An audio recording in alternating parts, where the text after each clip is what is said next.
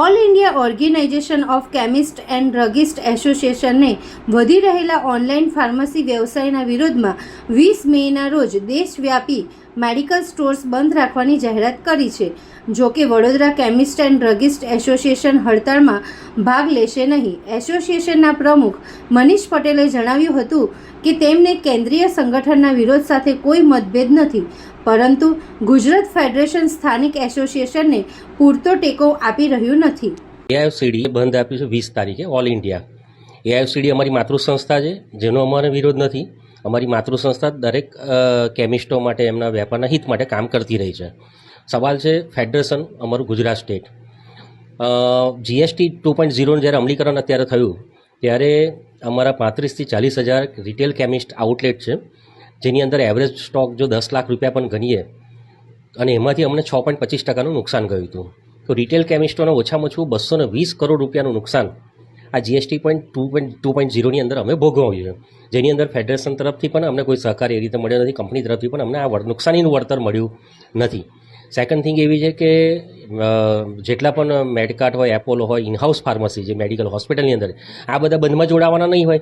એટલે અમારો અત્યારે માંડ 40-50% શેર રહ્યો છે. રોડ સાઈડ જે કેમિસ્ટો છે, તો 40 થી 50% જો દુકાનો અમે બંધ રાખીશું તો શું બીજા બધા વેપાર ચાલુ રાખશે? આ એક પ્રાણ પ્રશ્ન છે. ત્રીજી વસ્તુ છે કે આ એસોસિએશન અમે જ વડોદરા એ ચેરિટી કમિશનર હેઠળ કચેરીમાં નોંધાયેલું ટ્રસ્ટ છે. બાકીના ગુજરાતની અંદર કોઈ પણ એસોસિએશન જે અનરજિસ્ટર્ડ છે, જેના હોદ્દેદારો મોટાભાગે હોલસેલ વેપારીઓ છે. એટલે રિટેલ કેમિસ્ટની વાચા એનો અવાજ ત્યાં સુધી પહોંચતો નથી. રિટેલ કેમિસ્ટો માટે કામ થતું નથી. આ બંધ અગાઉ પણ 3 વખત આપી ચૂકેલા છે. આ ઓનલાઈન પ્લેટફોર્મ 2013થી કાર્યરત છે એવું મારી જાણકારીમાં છે, અને 2013થી આજે 26 છતાં પણ એ ઓનલાઈન પ્લેટફોર્મ પર દવાઓ વેચાય છે. એની સામે માનનીય ગુજરાત હાઈકોર્ટની અંદર 2022માં મેં પોતે એક કેસ મૂકેલો છે, જેની અત્યારે તારીખ ચાલુ છે, તારીખ પડે છે.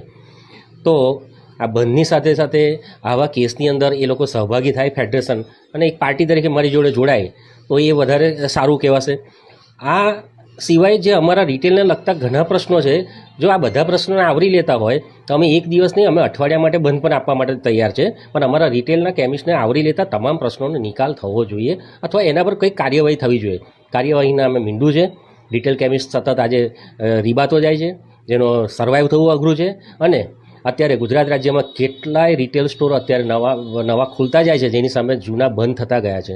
અમારા અસ્તિત્વનો સવાલ છે. એટલે અમારા પ્રાણ પ્રશ્નો બધા બહુ છે.